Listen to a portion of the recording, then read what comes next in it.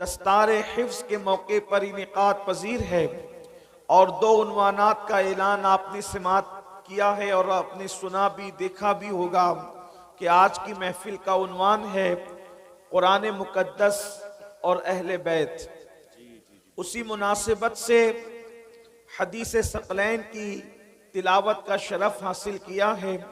حالانکہ ہر دو عنوان اپنے اندر بڑی وسعت رکھتے ہیں، مگر بہت وقت آپ کا نہیں لیا جائے گا کیونکہ سردی کا موسم ہے اور بہت دیر سے آپ بیٹھے ہیں۔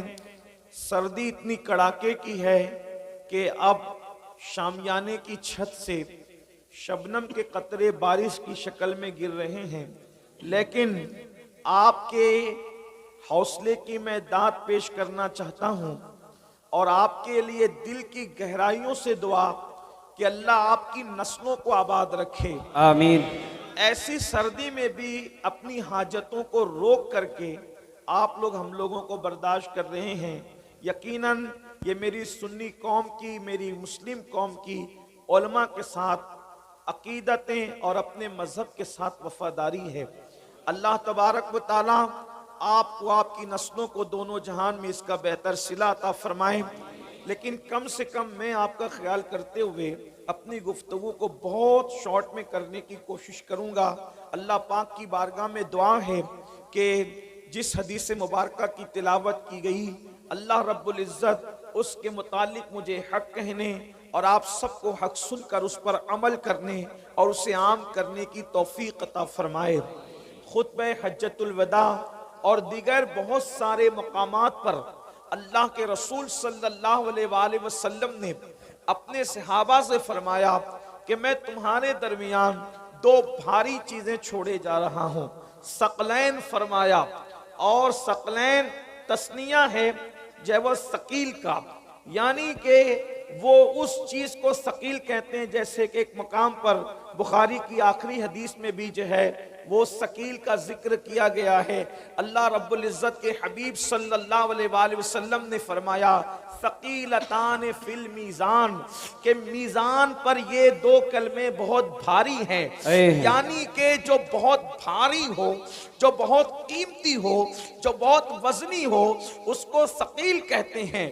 مثال کے طور پر زمین کے متعلق بھی ایک ضابطہ پڑھایا جاتا ہے، کشش ثقل، حالانکہ اس کی حقیقت جو بھی ہو، اس پر جس کا اختلاف اتحاد ہو، وہ کوئی میں جو ہے اختلاف اور بحث و مباحثہ یا مجادلے مناظرے کا کوئی بھی معاملہ شروع کرنے کے لیے نہیں آیا، صرف اپنی بات کو تقویت دینے کے لیے۔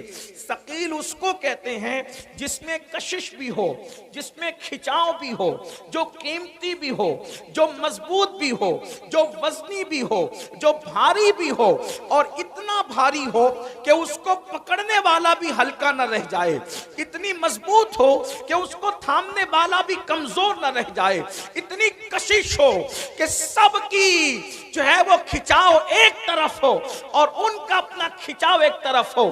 اگر یہ جملے آپ یاد رکھیں گے تو آپ کو آگے کی گفتگو سمجھ میں آئے گی۔ اللہ کے رسول صلی اللہ علیہ وآلہ وسلم فرماتے ہیں میں دو تم میں ثقیل چیزیں، بھاری چیزیں چھوڑے جا رہا ہوں، دونوں کا دامن تم پکڑے رکھنا۔ اللہ اکبر۔ ایک مقام پر فرمایا جب گمراہی عام ہو جائے، جب گمراہی پھیل جائے، اس وقت تو اپنے داڑوں سے ان دونوں کا دامن پکڑ کے رکھنا، تم کبھی گمراہ نہیں ہو سکو گے۔ اللہ اکبر۔ گمراہی سے بچانے کے لیے دو چیزیں چھوڑی، فرمایا میں اپنے بعد تم میں دو چیزیں چھوڑے جا رہا ہوں، اور وہ دو چیزیں کیا ہے؟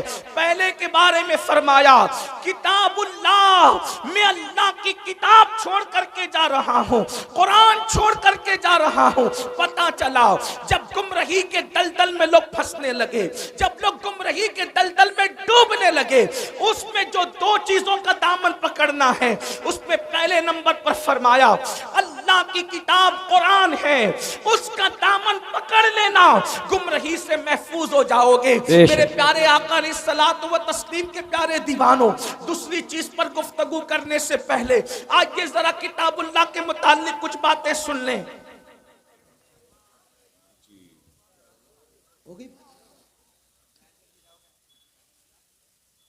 ایک بار درود شریف پڑھ لیں۔ اللہم صلی علی سیدنا و شفینا و رب حبیبنا صلی مولانا محمد صلی اللہ تعالی دائما ابدا علی حبیبک خیر الخلق کلہم۔ اصل میں جلسے والوں کو کچھ نہ کچھ اہم باتیں کرنی ہوتی ہے، وہ ضرورت ہے، تو اس لیے اس پہ کوئی ناراض نہیں ہونا چاہیے، ان کو موقع دے دینا چاہیے کہ وہ بات اپنی کر لیں، اگر کچھ اور رہ گئی ہو تو وہ بھی فرما لیں، تو تاکہ ضرورت پوری ہو جائے، اگر کر سکتے ہیں تو کر لیں، کوئی بات نہیں۔ ایک بار پھر درود شریف پڑھ۔ اللہم صلی علی دائما ابدا علی حبیبک خیر الخلق کلہم، صلاۃ و سلام علیک یا جد الحسن والحسین۔ اصل میں تقریر یاد کر کے نہیں آتا ہوں کہ میں اس کو لفظ ب لفظ سنا دوں، وہ جو دل پر وارد ہوتی ہے بات تو پھر وہ بات کہی جاتی تو ذہن سے نکل جاتی، اس کے لیے آپ معاف فرمائیں، ایک بار پھر درود شریف پڑھیں تو بات آتی ہے۔ اللہم صلی علی سیدنا مولانا محمد معدن الجود والکرم وآلہ وصحبہ وبارک وسلم، صلاۃ و سلام علیک یا رسول اللہ صلی اللہ علیہ وسلم۔ افروز میاں، میں نے کبھی حقانی تقریر، روحانی تقریر، عرفانی تقریر کا کبھی مطالعہ نہیں کیا اب تک، ابھی تک موقع نہیں ملا۔ درود شریف پڑھے ایک مرتبہ، اللہم صلی علی سیدنا مولانا محمد معدن الجود والکرم وآلہ وصحبہ وبارک وسلم، صلاۃ و سلام علیک یا رسول اللہ صلی اللہ علیہ وسلم۔ عرض کر رہا تھا کہ اللہ کے رسول نے فرمایا میں تم میں دو بھاری چیزیں چھوڑے جا رہا ہوں، اس میں وزن بھی ہے، مضبوطی بھی ہے، کشش بھی ہے۔ پہلی چیز اللہ کی کتاب، بے شک کتاب اللہ، قرآن، اللہ کی کتاب۔ اور یاد رکھنا اللہ کی جتنی کتابیں آئی زمین پر وہ اپنی اصل شکل میں اس وقت موجود نہیں ہے، جو اللہ نے بھیجی تھی اس میں لوگوں نے اس کتاب کے ماننے والوں نے اور اس نبی کے امتیوں نے اس میں ترمیم کر دی۔ اگر جو کتاب نازل ہوئی تھی ہو بہو، بغیر کسی ترمیم کے، بغیر کسی اضافے کے، بغیر کسی کمی کے، بغیر کسی زیادتی کے، اگر وہ کتاب بالکل مکمل موجود ہے تو اس کتاب کو قرآن مقدس کہتے ہیں۔ اور الحمدللہ یہ قرآن کا معجزہ ہے کہ جب تک قیامت نہیں آ جاتی، حالات کیسے بھی ہو، حکومت کیسی بھی ہو، مسلمانوں کے حالات کتنے ہی بگڑ جائے، قرآن مقدس میں کبھی تبدیلی ہو نہیں سکتی۔ اس لیے کہ اللہ نے فرمایا، اللہ اکبر، کہ اس قرآن کو ہم نے نازل کیا ہے اور ہم ہی اس کی حفاظت کرنے والے ہیں۔ اللہ اکبر۔ میرے آقا علیہ السلام کے پیارے دیوانوں، اللہ کے رسول نے فرمایا اللہ کی کتاب کا دامن پکڑ لینا۔ ایک بات آپ سے کہنا چاہتا ہوں،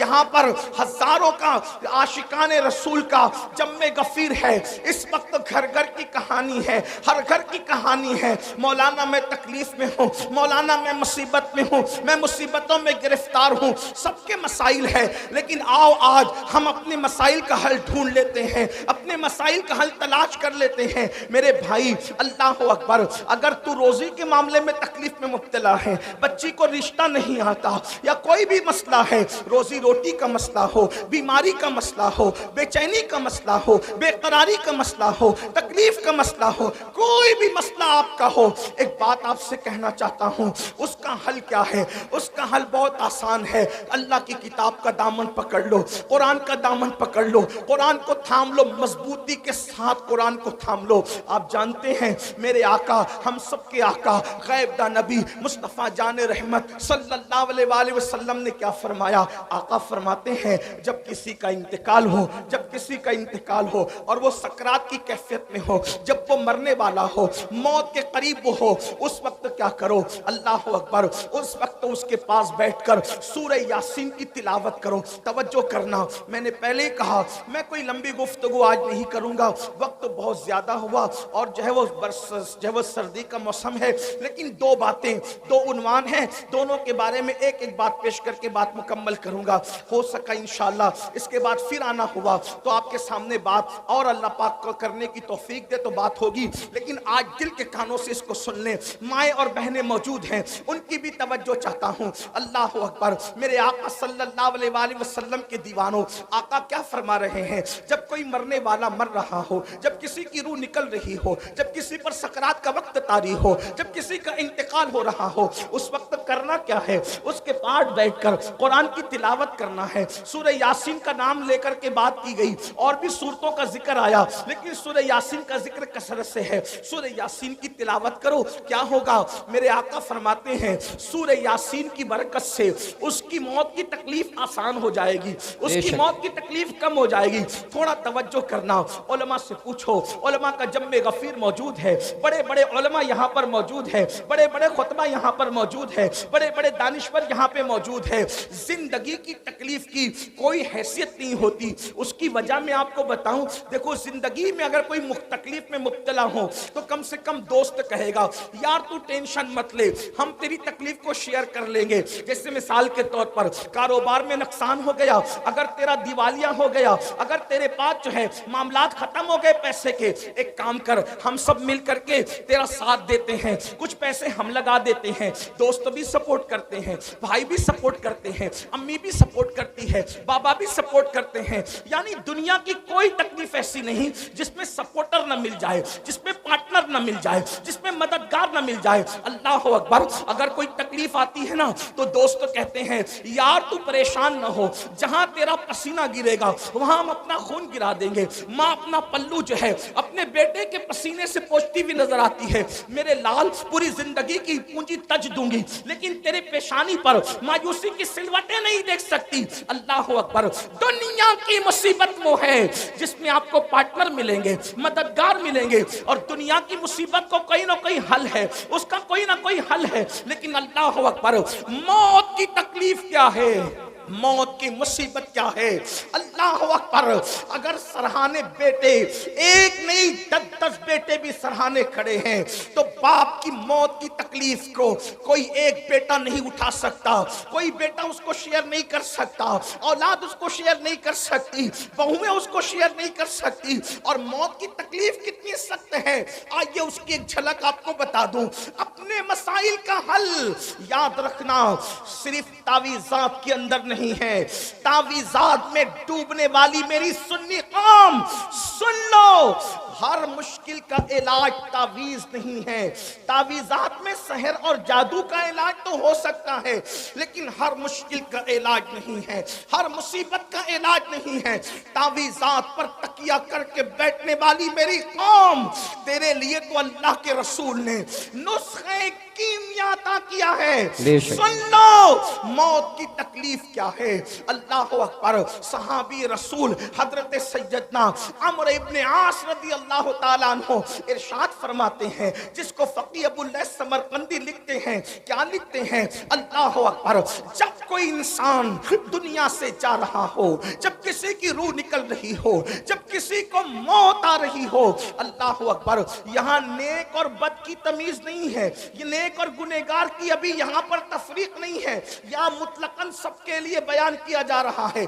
जब कोई दुनिया से जाता है, चाहे नेक हो या गुनहगार, उसके सीने पर ऐसा बोझ लगता है, ऐसा लगता है कि जैसे जमीन और आसमान को उसके सीने पे रख दिया गया हो। अगर किसी के सीने पर जमीन और आसमान रख दिया जाए तो उस वक्त उसको कितनी तकलीफ होगी। उस वक्त